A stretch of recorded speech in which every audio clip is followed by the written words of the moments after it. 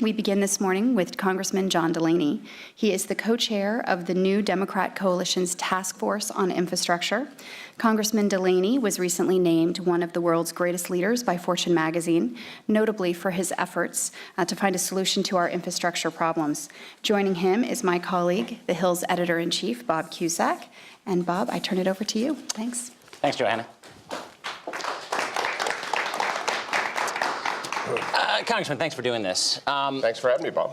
You came to Congress as a consensus builder, and you have legislation well-timed right now on both taxes and transportation, and you've introduced this with Ted Yoho, yes, and Rodney Davis, yes, and a lot of co-sponsors. Can you just briefly describe the bill? Sure. Well, we have two bills, and they both kind of pair infrastructure investment with international tax reform. When I came to Congress about 4 years ago, it was pretty clear to me that our top priority really should be infrastructure, because Ronald Reagan had a really good line when he said, there are no easy answers, but there are simple ones. And if you look at what's going on in our economy, it's very complex in terms of how technology and globalization is changing the face of work in this country. And there's a lot of things we need to do in the long term. But in the short term, if we actually launched a large-scale infrastructure investment project, we'd put a lot of people to work with exactly the types of jobs we need. We'd increase the competitiveness for our businesses, right, which is very important in a global, very competitive world. And it would improve the lives of our citizens. So the question was, how do you pay for it? Right? There's not a lot of extra resources in the budget. Right. And so it was clear to us the only place to get the money is overseas, because we also have a problem with our international tax system that is currently trapping about $2.5 trillion of U.S. corporate cash internationally. That's more cash than corporations actually have in the United States. And the reason for that is, and without getting into too many details, companies, when they make money internationally, they have to pay tax locally.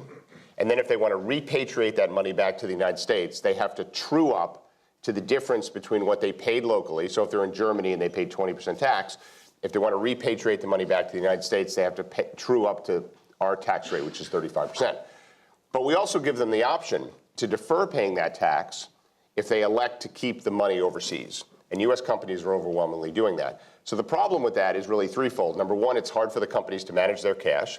Number two, that system discourages the repatriation of cash back to the United States, which deprives the U.S. of over $1 trillion of investment capital, or capital that could be distributed to shareholders and then spent in the economy some way. But it also deprives the U.S. government of revenues, because we're theoretically owed tax on that money, but we get none of it currently. So we said we should fix this system, and the way to fix the system is to lower the international rates, but take away companies' ability to defer. So their rates would be more competitive with their international peer set, but they'd have to pay tax on their earnings currently. And what that would do is allow companies to bring the money back and forth, which is good for the country, good for them, but importantly, it generates tax revenues.